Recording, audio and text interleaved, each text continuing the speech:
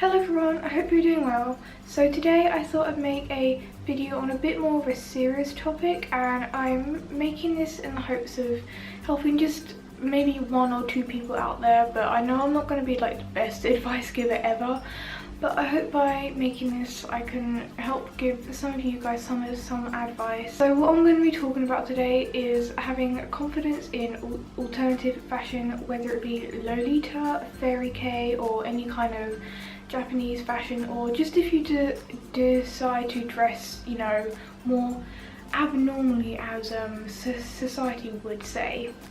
So I've never been like a very confident person myself in the way I look. It's definitely changed over the past few years, and I'll go into more detail about that later. So you may wonder why I'm wearing a pom-pom in my hair. I have bright pink hair and I do choose to dress the way I dress, and I have to say it wasn't always like that. It's taken a long time to get up to the point where I am, where I feel like I'm confident enough and able to go outside dressed like this. And saying that, I don't have like bags of confidence. I don't go outside thinking, oh yeah, I look so amazing, like I'm so awesome, but you know, but I have enough confidence to be able to see in myself that I don't look horrible. Like I can pull this off, and I can choose to wear whatever I like, and the opinions of others should not affect what I do. As long as it makes you happy, then do it, like go for it. That is the most important thing that I want to get across before I start.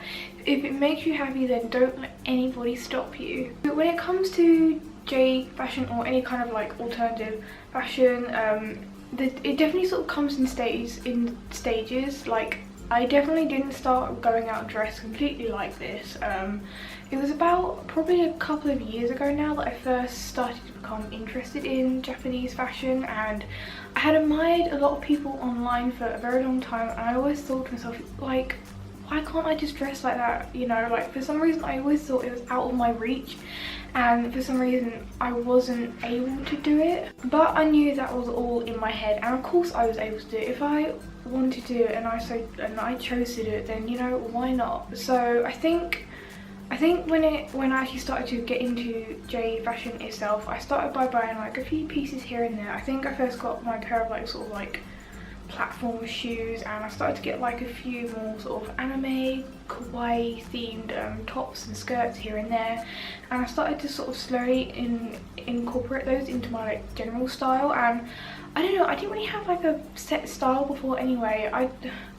I wasn't ever the kind of person who liked to follow all the fashion trends at that point in time. Like I would sort of try to, just because I didn't like to draw attention to myself, but I always had an interest for a lot cuter clothes and Japanese clothes really. So I started to slowly build up my wardrobe and incorporated pieces here and there, just to slowly get myself comfortable with the idea of wearing clothes out like that, and just to slowly help myself become more confident with wearing them outside.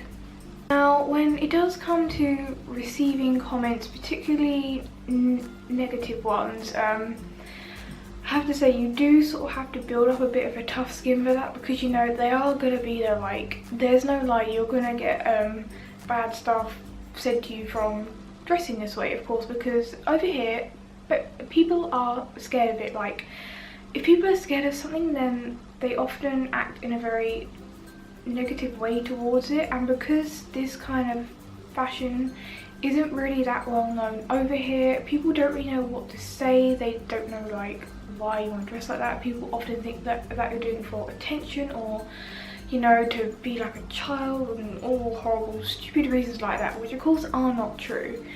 And if I'm asked in the street, you know, why am I dressed like this, or I do receive like a horrible comment, then I will either I would explain to them what the fashion is about, and then after that they're sort of like, oh right, you know, they kind of get the idea and they're like fine with it because they are aware more of what it is. Or if it's just like a random comment by a passerby, normally I have my headphones in, so I tend just to ignore it anyway, and I'll just continue on my way, because you know, if this makes me happy, if dressing like this makes me happy, why should I change that for anyone else in the world? You know, I am who I am, and this is my life and this is me, so I'm gonna dress this way. I think a good piece of advice and a good thing to do if you are starting to dress in fashion such as Lolita fashion is to start step by step. Like maybe go out in like a frilly blouse, or you know, carry some slightly cuter bags, or wear some tea party shoes, somehow incorporate them into your style, or wear some extra bows in your hair, just so when you do go out it doesn't feel a bit all overwhelming and like, oh my god, the whole world is like staring at me, which of course they aren't. It's all in your head. Like, I'm not saying that is all crazy, but you know, that first time that I stepped outside in a full court, I was just like, oh my god, is this the right thing to do? Like, it felt like a bit much. And one thing I did also do was I did go out with friends, so I wasn't on my own, and I did continue to do that for a while, just whilst I gained confidence in dressing how I did, and whilst I got used to it, because I have to say a few bad things did happen to me at first, and now I look back and I think, oh, you know, then it's not a big deal, but at the time it was a big of a, like, more of a big deal, because I didn't have as much confidence in myself, so it affected me a lot more than it would do now. But if something bad happens, you know, like, don't let it stop you completely, because you know, they're just random strangers in the street.